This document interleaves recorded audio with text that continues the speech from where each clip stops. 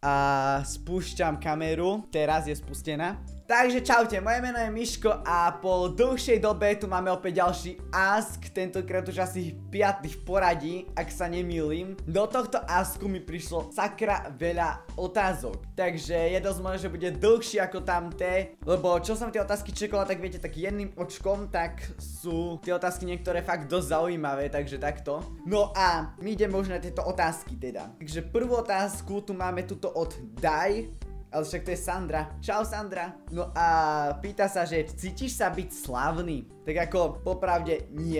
Vôbec sa necítim byť slávny. A vlastne ani nie som slávny. Dá sa povedať, že dobre, som známejší. Poznajú ma už celkom sakra dosť ľudí, však 4000 je kurňa moc. Ale tak vôbec sa tak necítim, ani sa necítim nejak na veľa. Ako si sa učil... Ešte som si vypol mobil teraz. Ako si sa učil na základke? Bol si ten typ žiaka, ktorý dal non-stop na hodinách pozor a učil si sa? Alebo si bol ten, ktorému bolo jedno? Ktorému to bolo jedno, neviem čítať. Tak Shirley, aj teba zdravím. Ja by som povedal, že som bol taký zlatý stred. Viete, nebolo mi ani všetko jedno, ale zase ani som nedal extra pozor. Hlavne som nedal pozor na tých hodinách, ktoré ma nejak nebavili, ako napríklad matematika. Tam som sa tváril, že počítam, ale potom som si kreslil, alebo len tak ťukal do kalkulačky veľké čísielka, že aby som sa tváril, že niečo robím. A napríklad na hodinách, ktoré ma bavili, tak tam som dával pozor. Tak takto, ja som taký, ako vravím, zlatý stred. Páči sa ti BMW? Nie, ja radšej MBčku, kamo. Miško, mám na teba otázku, ktorú by si sa... Ja neviem čítať dneska. Miško, mám na teba otázku, ktorú by si mohol použiť vo videu. Kamaráti sa ma pýtajú, že koľko máš rokov, pretože vyzeráš dosť mlado, podobne jak ja, díkyčko. Takže Samuelo, vidím, že nie som sám, kto vyzerá tak mlado, hej. Na tú otázku vám odpoviem raz a prevždy, lebo už ma to normálne sere. Vy sa ma to pýtate asi všade. V komentároch mám minimálne 100 otázok, koľko máš rokov. Na streame ste sa ma to pýtali, ja nie, asi 500 krát som odpovedal na streame, koľko mám rokov. Tak prosím, vyťahni si papier a niekde si zapíš. Mám 16 rokov.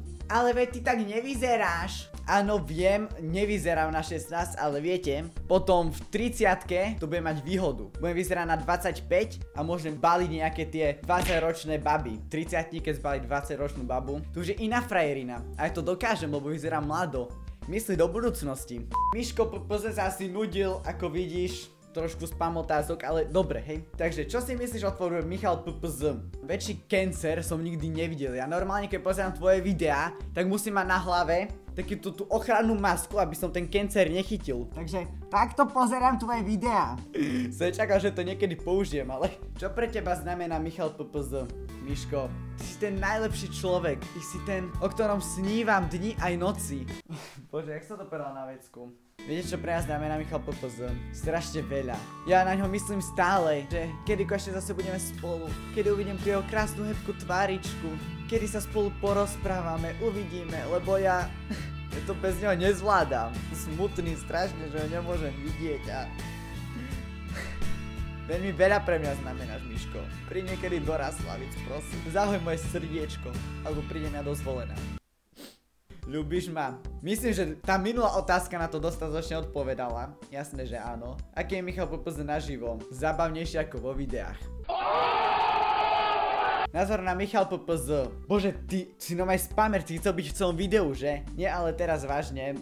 Fakt som rád, že som ťa spoznal. Vďaka nemu som vlastne išiel aj na svoj prvý CraftCon a spoznal som tam ďalších youtuberov aj takto, lebo ma zobral so sebou, takže dík moc a na ďalší rok sa vidíme na CraftConoch, kde už budem aj ja ako host. Názor na choreky, čierne gumičky okolo krku, #ask. Jaj, to sa volá choreky? Ty čierne reťaze? Ja som to stále volal obojky náhodou. Moja sestra tiež takéto nosí na krku a stále keď to mala som jej vravel, že nezabudni si k tomu obojku zobrať aj vodítko. A to sa volá chorek.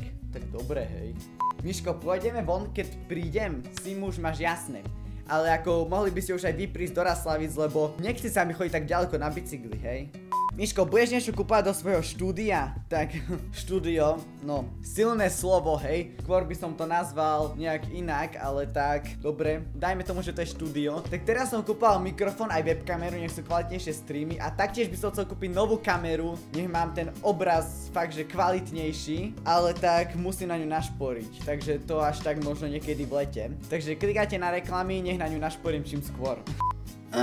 Koľko natáčaš na YouTube? Za chvíľu, 14.2. budem mať rok na YouTube. Takže takto krásne na Valentína, vieš. Každý bude oslavať Valentína a ja budem oslavovať rok na YouTube. Ja som si vybral fakt taký dobrý dátum, kokos.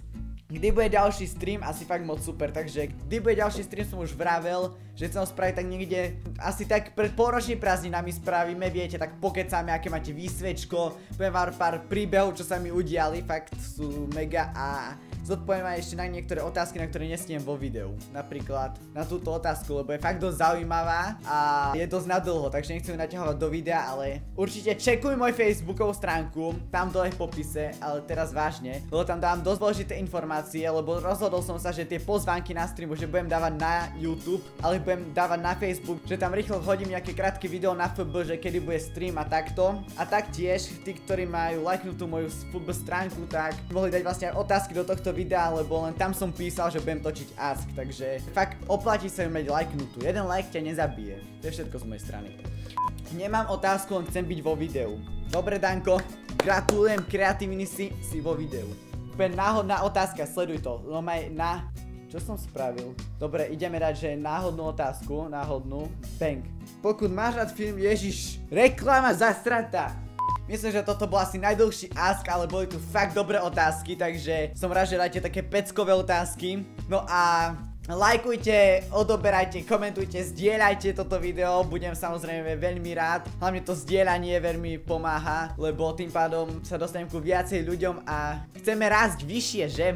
Takže hlavne za každé zdieľanie som veľmi vďačný. No a koľko si dáme lajkov? Lebo viete, ja takto rád, nie že by som nejak žobral o lajky, ako teraz to robia, ale ja rád tak prekonám tie hranice lajkov. Neviem, koľko sme mali síce pod minulým askom, ale tak dajme si takých 444 lajkov. A dáme ďalší ask. Dobre, už toto nebudem naťahovať, lebo je to fakt dlhé. Majte sa a vidíme sa pri nejakom ďalšom videu, alebo na streame, neviem čo bude skôr. Majte sa a čauko!